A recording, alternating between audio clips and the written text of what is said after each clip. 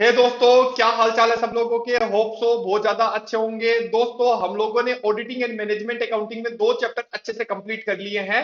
एक चैप्टर था अपना लीवरेज और सेकंड था कैपिटल स्ट्रक्चर का पार्ट वन। आज की क्लास में हम सेकंड पार्ट चालू करने वाले हैं, जिसको अपन बोलेंगे थ्योरी ऑफ कैपिटल स्ट्रक्चर। और उम्मीद ये की जा रही है कि पहले दो चैप्टर मैंने बहुत अच्छे से आपको समझा दिए हैं और आपने बहुत अच्छे से उनको कर लिया है। आज की क्लास में एग्जाम के पॉइंट ऑफ व्यू से ये चैप्टर बहुत अच्छा बन जाता है और एग्जाम में यहां से क्वेश्चन बनने के आसार होते हैं। बात आती है कि सर कैपिटल स्ट्रक्चर जो आप हमें बोल रहे हो थ्योरी, ये क्या है।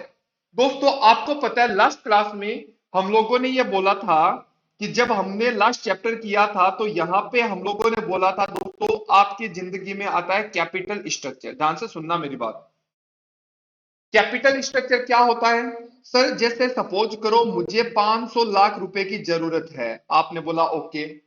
जब दोस्तों 500 लाख रुपए की जरूरत होती है ना, तो क्वेश्चन आता है कि सर पैसा कहां से आएगा। तो मैंने बोला दोस्तों देखो, 200 करोड़ रुपए तो कहां से लेके आओ, आ जाओ, डेट से लेके आ जाओ।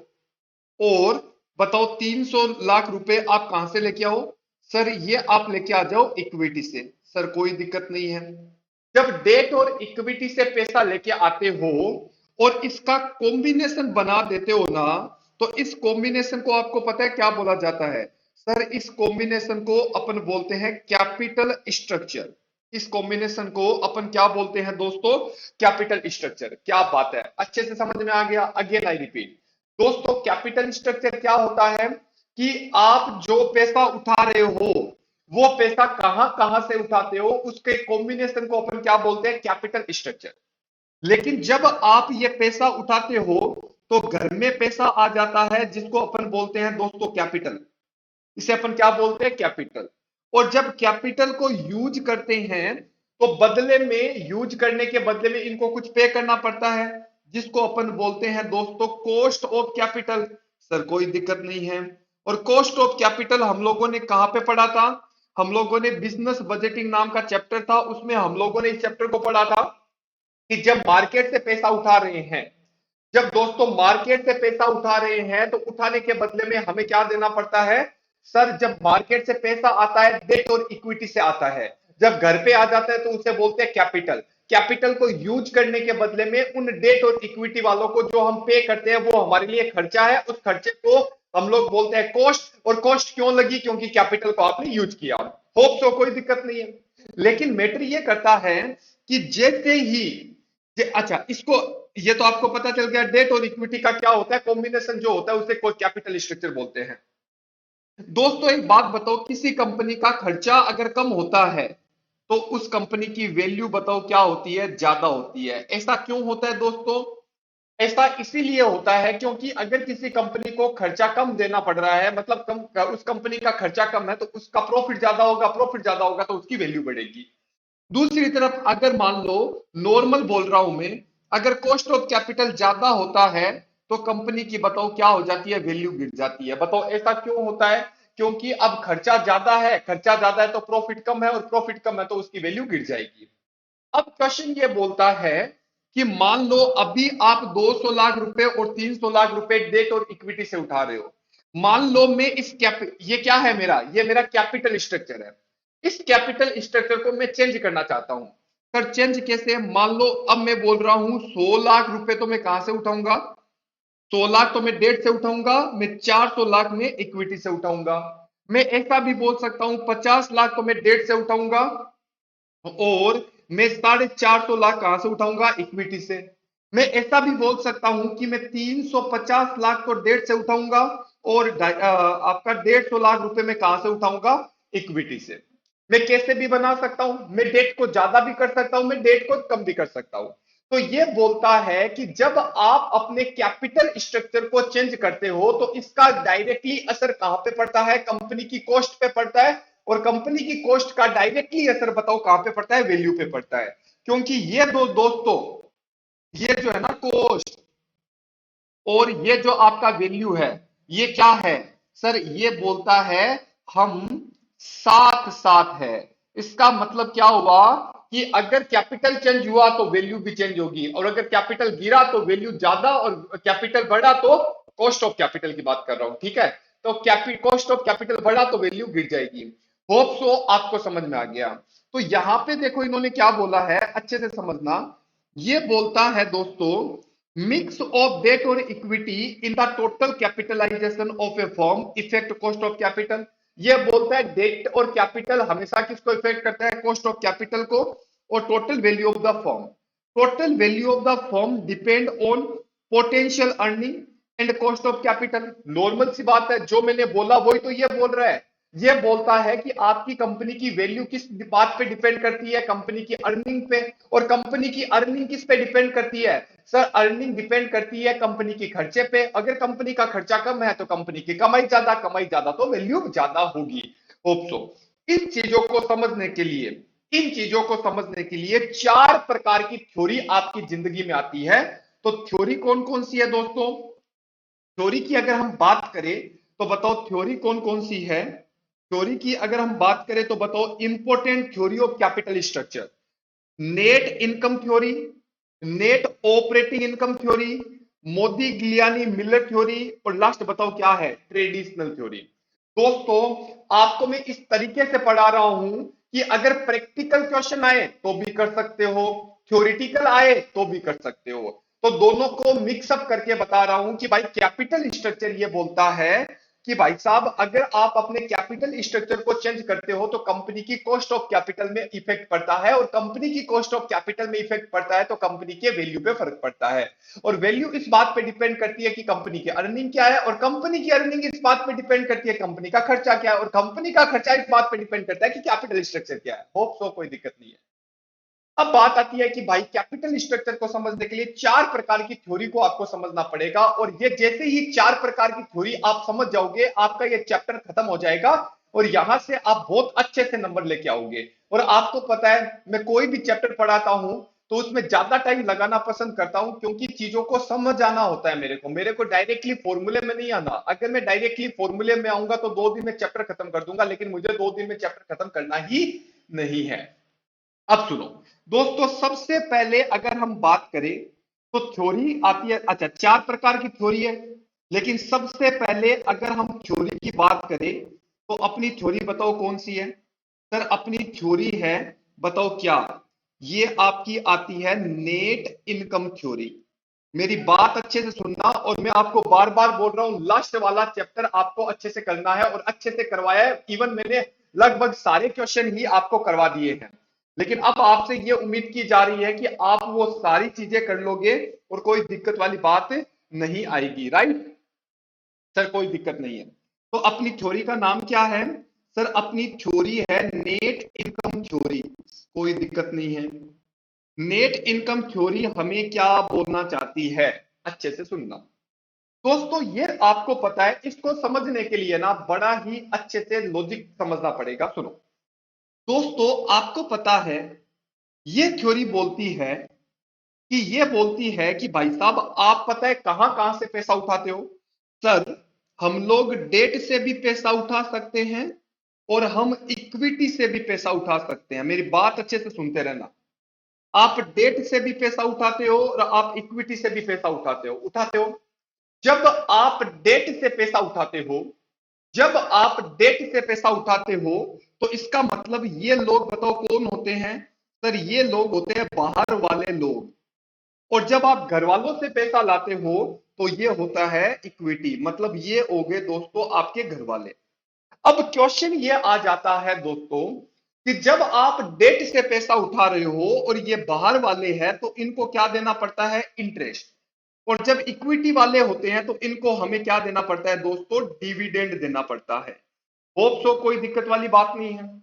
जब दोस्तों आप इनको इंटरेस्ट और डिविडेंड देते हो तो ये इंटरेस्ट और डिविडेंड कंपनी के लिए तो पैसा जा रहा है ना, तो कंपनी, इस कंपनी के लिए कॉस्ट है, जिसको कंपनी क्या बोलती है, इसे तो बोलती है केडी, और इसे कंपनी बोलती है केई। कोई बात एकदम समझ में आई, कोई दिक्कत है क्या। अब मान लो मेरी कंपनी है जिसका नाम है बताओ क्या, वी लिमिटेड। मेरी कंपनी जिसमें मैं अगर डेट से पैसा उठाता हूं तो मेरे डेट की रेट आपकी कितनी पड़ती है दोस्तों? 10%। और केई की रेट क्या पड़ रही है दोस्तों? 11%। केई की रेट क्या पड़ रही है? 11%। कोई दिक्कत नहीं है। तो ये थ्योरी बोलती है कि केडी और केई हमेशा कांस्टेंट रहेंगे। मतलब ये आपके जो है वो हमेशा क्या रहेंगे दोस्तों? कांस्टेंट। क्या क्या कांस्टेंट रहेगा? कि केडी और केई की जो रेट है वो हमेशा फिक्स रहेगी। तो इसका मतलब ये हो गया कि देखो, जो ये रेट आपको नजर आ रही है ना दोस्तों, कितना परसेंट? 10%। और ये कितना है? 11%। ये आपकी क्या रहेगी? फिक्स रहेगी। फिक्स रहने का मतलब है कि ये 10 है और ये 11 है, तो फिक्स रेट रहेगी। हाँ देखो, डेट ज्यादा ला सकते हो, इक्विटी कम ला सकते हो, इक्विटी ज्यादा ला सकते हो, डेट कम ला सकते हो, वो आपका अमाउंट का मिक्सअप है। लेकिन जो रेट ऑफ डेट है, मतलब केडी और केई हमेशा कांस्टेंट रहेगा। पहले मेरी बात सुन लो। और दूसरी, अच्छा पहली बात क्या बोलता है ये बोलता है कि सर केडी एंड बोलो, एंड बोलो बोलो बोलो, केई हमेशा क्या रहेगा? रिमेन कांस्टेंट रहेगा। दूसरा, केडी हमेशा सस्ता पड़ेगा केई से। कि केई केडी मतलब डेट से पैसा लाना इक्विटी के मुकाबले में क्या पड़ेगा? सस्ता पड़ेगा। सर कोई दिक्कत नहीं है, अच्छे से समझ में आ गया। केडी से पैसा लाना मतलब डेट से पैसा लाना केई के मुकाबले में क्या पड़ेगा? सस्ता पड़ेगा। कोई दिक्कत नहीं है। तीसरी बात ये बोलता है कि आप ये मान के चलोगे कि आप टैक्स को इग्नोर करोगे। आप टैक्स को क्या करोगे? इग्नोर करोगे। अब ये क्या बोलता है कि भाई साहब यहां पे 4 नंबर क्या बोलता है कि भाई साहब पहले तो क्या था? केडी और केई, देखो एक बार 3 तो याद करो। ये क्या बोलता है? ये इसकी क्या है? सर ये है इनकी एजम्पशन। ये इसकी दोस्तों क्या है? एजम्पशन। और एजम्पशन क्या है? मान्यता। मतलब अगर ये आप थ्योरी पढ़ रहे हो तो आपको ये बातें मान के चलनी पड़ेगी कि भाई साहब केडी और केई कांस्टेंट रहेगा। केडी और केडी कम होगा किससे? केई के मुकाबले में। और टैक्स बताओ होगा नहीं। टैक्स को कंसीडर करना नहीं है, इग्नोर कॉर्पोरेट टैक्स, इसको ऐसे बोलेंगे। अब ये क्या बोलना चाहता है थ्योरी? ये थ्योरी बोलती है कि जैसे जैसे, ध्यान से सुनना, थ्योरी बोलती है कि जैसे जैसे आप अपने कैपिटल स्ट्रक्चर में डेट को बढ़ाते जाओगे, वैसे वैसे कंपनी की कॉस्ट, जिसे बोलते हैं केओ, कॉस्ट ऑफ ओवरऑल कैपिटल, कम होती जाएगी। और अगर कॉस्ट कम होगी तो कंपनी की वैल्यू बताओ क्या होती जाएगी? ज्यादा होती जाएगी। दूसरी तरफ अगर हम बात करें कि ये बोलता है कि आप डेट को अगर कम करोगे तो केओ ज्यादा होगा, और केओ ज्यादा होगा तो कंपनी की वैल्यू बताओ क्या हो जाएगी दोस्तों? कम हो जाएगी। मतलब सर आप हमें क्या बोलना चाहते हो? दोस्तों मैं आपको यह बोलना चाहता हूं कि कंपनी का डेट, देखो आपको पता है डेट और इक्विटी का कॉम्बिनेशन क्या होता है? Capital structure. तो ये बोलता है कैपिटल स्ट्रक्चर में डेट को जैसे जैसे बढ़ाते जाओगे कंपनी की कॉस्ट गिरती जाएगी। क्यों? क्योंकि केई वाले कांस्टेंट है। केई वाले बोलते हैं भाई साहब हमें तो कुछ नहीं चाहिए, 11% दे रहे हो ना, 11% दे दो। तो अगर केई कांस्टेंट है और आपको पता है केडी केई से सस्ता पड़ता है, ये देखो केडी कितना है? 10। और केई कितना है? 11। तो अगर केडी केई से सस्ता पड़ता है तो इसका मतलब ये हो जाता है कि आपको आपको बताओ क्या नहीं करना? आपको डेट जैसे जैसे बढ़ाना है वैसे वैसे आपकी कॉस्ट कम होती जाएगी। सर हमें एग्जांपल देके बताओ। आओ दोस्तों, जैसे सपोज करो मैं आपको बताना चाहता हूं, ये लो दोस्तों आपका एग्जांपल। जैसे सपोज करो मेरी कंपनी है for example V limited. V limited 500 lakh रुपए की व्यवस्था करके बैठी है। अभी हम लोगों ने एग्जांपल लिया था दोस्तों। मान लो मैं डेट से कितना लेके आ रहा हूं? सर 300 लाख रुपए लेके आ रहे हो। और इक्विटी से बताओ मैं कितना लेके आऊंगा? 200। टोटल मिला के मेरी व्यवस्था बताओ कितनी हो गई? 500 लाख रुपए की। अब आपको पता है, आपको निकालना पड़ता है weight. Cost of capital chapter पढ़ रखा है आपने। नॉर्मल सी बात है, वेट कैसे निकालते हो? 300 को डिवाइड कर दो, बताओ किससे? 500 से। तो 300 डिवाइड 500 अगर मैंने किया तो ये आ गया 0.60, और 200 को डिवाइड 500 से किया तो ये आपका दोस्तों आ गया 0.40। अब आपको पता है कॉस्ट दे रखी है, मेरे को बताओ इसकी कॉस्ट क्या है 10% और इसकी क्या है 11%। तो कॉस्ट हम परसेंटेज में लेते हैं, ये आपका 10% है, ये हमारा 11% है। तो ये अपना के अपना आ जाएगा WACC, सॉरी, ये आ गया W इंटू के से मल्टीप्लाई कर दो, तो ये 10 इंटू 0.6 किया तो 6%, और ये हमारा किस में आएगा परसेंटेज में, और 11 को ये किया तो 4.4 आ गया। तो कुल मिला के आपका आ गया दोस्तों 10.4%। कोई दिक्कत नहीं है, इसको हम बोलते हैं ओवरऑल कॉस्ट ऑफ कैपिटल, जिसको बोला जाता है केओ। अब मैं आपको क्या बोलना चाहता हूं, मैं आपको यह बोलना चाहता हूं कि जैसे जैसे आप डेट को बढ़ाओगे, क्योंकि डेट सस्ता है किसके मुकाबले में, इक्विटी के मुकाबले में। तो भाई अगर आप डेट लेके आओगे तो आपको 10% देना पड़ेगा, और अगर आप इक्विटी लेके आओगे तो आपको 11% देना पड़ेगा। तो मैंने बोला भाई केओ कितना परसेंट है सर, 10.4% है। अब मैं आपको थोड़ा सा इसमें पोस्टमार्टम करके बताता हूं, और पोस्टमार्टम क्या बोलता है कि भाई साहब अब एक काम करो, आप डेट को कितना कर दो, सर डेट को कर दो आप 400 लाख रुपए, और इक्विटी को आप कर दो 100 लाख रुपए। टोटल बताओ कितना हो गया सर, टोटल हो गया 500। बताओ वेट कितना होगा सर, 400 को डिवाइड क्या कर दो 500 से, तो ये आ गया 0.80, और 100 को डिवाइड कर दो 500 से, तो ये आ गया दोस्तों 0.20। टोटल मिला के कितना हुआ 1। बताओ कॉस्ट कितनी है सर 10, ये कितनी 11। अब बताओ W इंटू के को मल्टीप्लाई करो, तो 0.8 इंटू 10, तो ये आ गया आपका दोस्तों 8, और 11 इंटू 0.2, तो ये आ गया 2.2। मेरे को बताओ कॉस्ट कितनी आ गई सर, ये आ गई 10.2।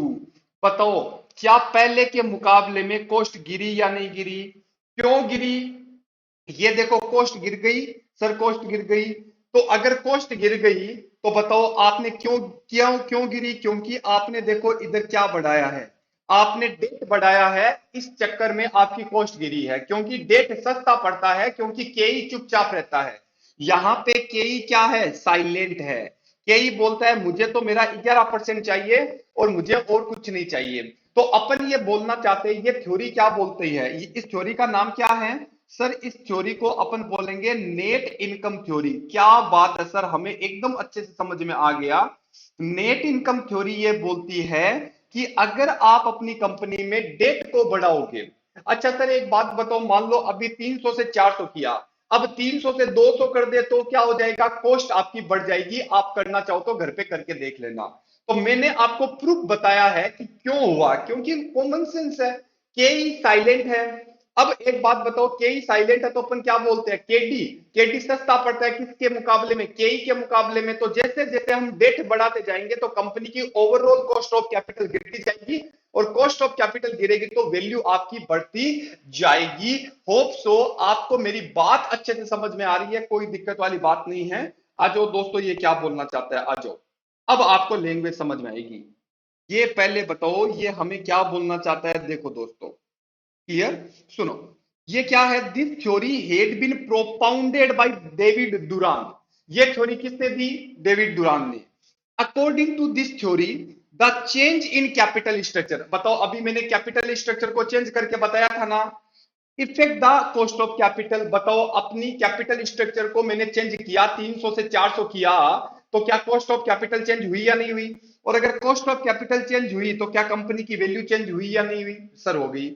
ए firm by increasing ratio of debt, अगर कोई फर्म डेट को बढ़ाती है तो उसकी कंपनी की कैपिटल स्ट्रक्चर क्या होता है, सॉरी कैपिटल स्ट्रक्चर में डेट को बढ़ाती है तो can reduce the cost of capital.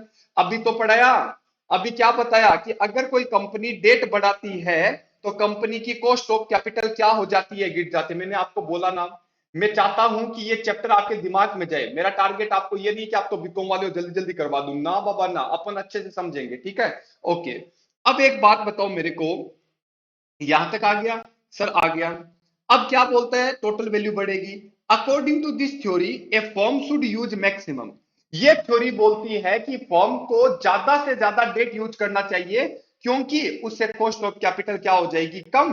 और अगर कम होगी तो बताओ रिटर्न ऑन इक्विटी, मतलब इक्विटी वालों की कमाई क्या होगी, ज्यादा। ज्यादा क्यों होगी, क्योंकि प्रॉफिट बढ़ेगा, प्रॉफिट बढ़ेगा तो वैल्यू बढ़ेगी, वैल्यू बढ़ेगी तो शेयर होल्डर की अपने आप ऑटोमेटिकली वैल्यू बढ़ जाएगी। होप सो आपको मेरी बात अच्छे से समझ में आ रही है। अब यहां पे दोस्तों ये डायग्राम क्या बोलना चाहता है देख लो। एग्जाम में जब थ्योरी आ जाए ना तो इसको करके आ जाना, ठीक है। Okay sir. देखो दोस्तों, एक सेकंड रुक जाओ, स्कोर मिटा देते हैं अपन। ओके, ये क्या बोलना चाहता है, देखो नीचे बताओ क्या दे रखा है दोस्तों आपको।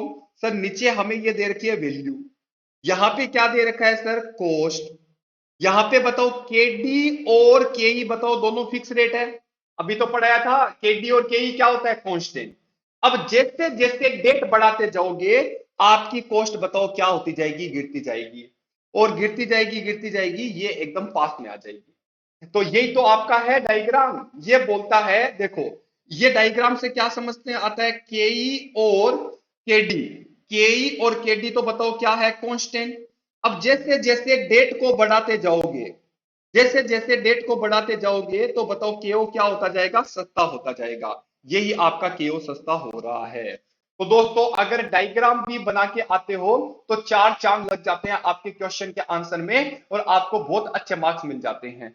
सर आप सीधा प्रैक्टिकल क्यों नहीं करवा रहे, क्योंकि यहां से थ्योरेटिकल क्वेश्चन भी पूछा जाता है तो अपन उसको अच्छे से प्रिपेयर कर रहे हैं, राइट। सर कोई दिक्कत नहीं है, आगे चल जाओ। ओके जी। सर आपने हमें थोड़ी देर पहले एजम्पशन बताई थी, मैंने बोला बताई थी ना।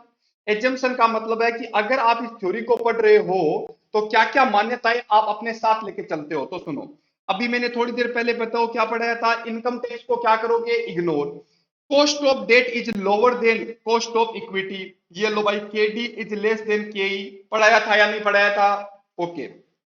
3 number, the cost of debt capital, मतलब केडी और केई क्या रहेंगे, रिमेन कांस्टेंट। ये लो भाई साहब, केई और केडी क्या रहेंगे, कांस्टेंट। दोस्तों सर हम लोगों ने, दोस्तों ये सारी चीजें आपको समझ में आ गई होगी, कोई दिक्कत वाली बात नहीं है, क्लियर है।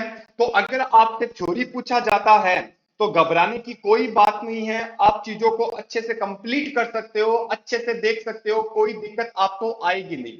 होप सो मेरी बात आपको समझ में आ रही है। और जिस तरीके से हम एनालिसिस कर रहे हैं, चैप्टर का गहन अध्ययन कर रहे हैं, तो ऐसे लगता है कि भाई साहब हम इस चैप्टर की वैल्यू क्रिएट कर रहे हैं।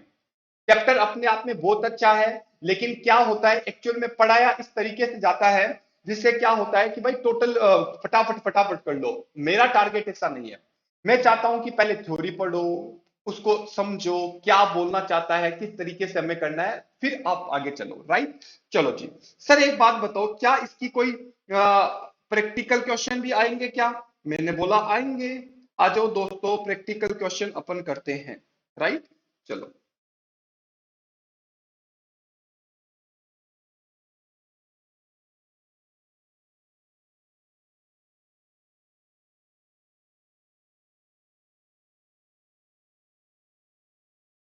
एक सेकंड रुको यार, just a minute, just a minute. Okay, तो एक काम करते हैं, अगली क्लास में हम लोग इसकी पहली थ्योरी के प्रैक्टिकल क्वेश्चन करेंगे। तब तक आज जो पढ़ाया उसको अच्छे से गो थ्रू कर लेना। Bye bye, take care.